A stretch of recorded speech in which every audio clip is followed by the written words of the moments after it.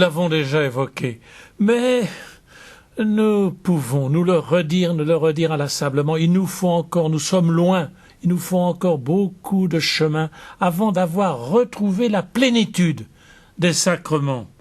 Et que le premier droit de l'homme était la possibilité de l'aveu, de l'aveu pris dans un amour, porté par un amour, celui que Dieu nous donne.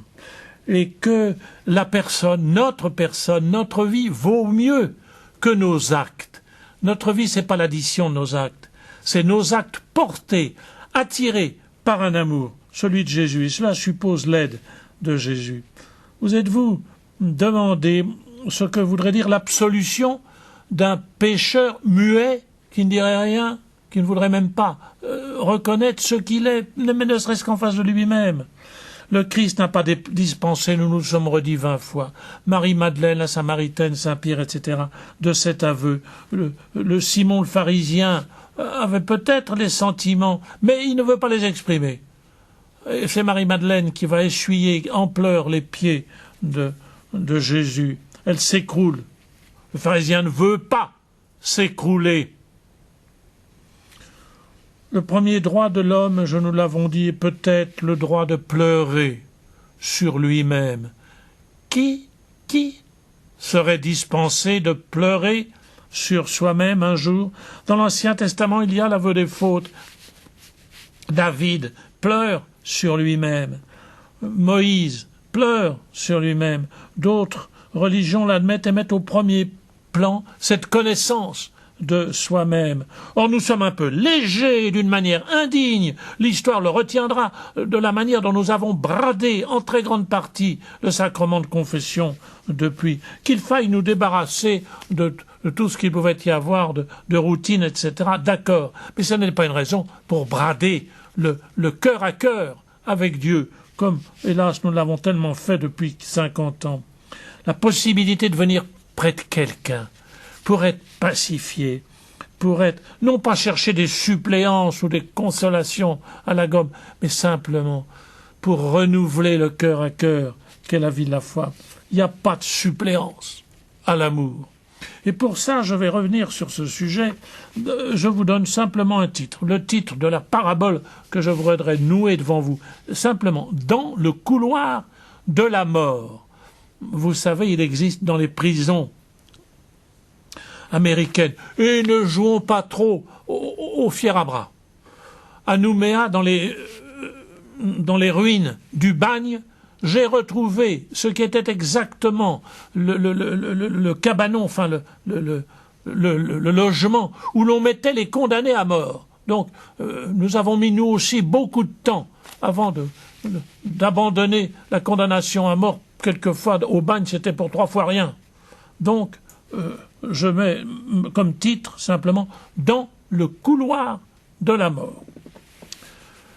Un des plus grands apôtres dans l'Église d'aujourd'hui, un de mes amis qui a pris la suite du Père Lattace dominicain, qu'on a appelé le fondateur des dominicaines des prisons. Le titre n'est pas très juste, c'est simplement ceci.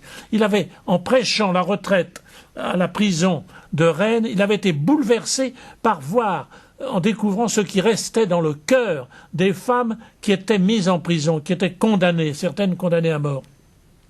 Et du coup, il s'était dit, il faut fonder un ordre religieux où il y aura en même temps des condamnés et des religieuses, des femmes qui veulent donner leur vie à Dieu. Et quand j'ai prêché, je connais certains, ça s'appelle les dominicaines de Béthanie, c'est admirable. La communauté ne sait pas, on ne revient pas sur le passé. On ne sait pas qui a fait quoi. Mais on sait qu'on a le cœur, que notre vie vaut mieux que nos fautes et que Dieu nous attend et nous accueille.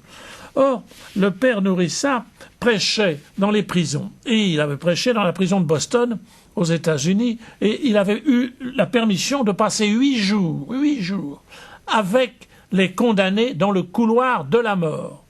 Et il rapporte ainsi ce que lui a confié un des condamnés. Je vous le lis parce que on a le cœur en marmelade, on voudrait être capable de dire cela. Il rapporte ainsi ce que lui confie un des condamnés. On croit que c'est le jugement des hommes, le jour des assises, qui est le plus dur. Mais pour moi, il n'en a rien été. Je me suis détesté pendant les 3 premières années de la prison, comme personne ne peut se haïr. Et cet homme était donc dans le couloir des condamnés à mort, là où ils savaient tous qu'ils étaient condamnés, vraiment. Et il continue. Mais plus je me regardais, plus je me détestais. Et je ne pouvais trouver en moi quoi que ce soit qui fût de la bonté. Après 3 ans, j'ai dit un matin à celui qu'on appelle Dieu, je lui ai dit, si tu existes, tu peux seul m'aimer et surtout m'apprendre à m'aimer moi-même. Alors, rapporte le père Nourrissat, celui qui me parlait ainsi s'est mis à genoux et a commencé à prendre conscience de l'espérance qu'il habitait. La paix était revenue. Cette année, quand je suis repassé le voir dans sa prison, il m'a dit « Maintenant, j'ai compris que c'était le Christ qui m'apprenait à m'aimer. Alors, ça va. Je te demande à toi, mon père, de dire la messe, et tu sauras que je serai près de toi par la pensée. » Son visage, concluait le père Nourrissat, était aussi rayonnant que son intérieur. Il était devenu libre.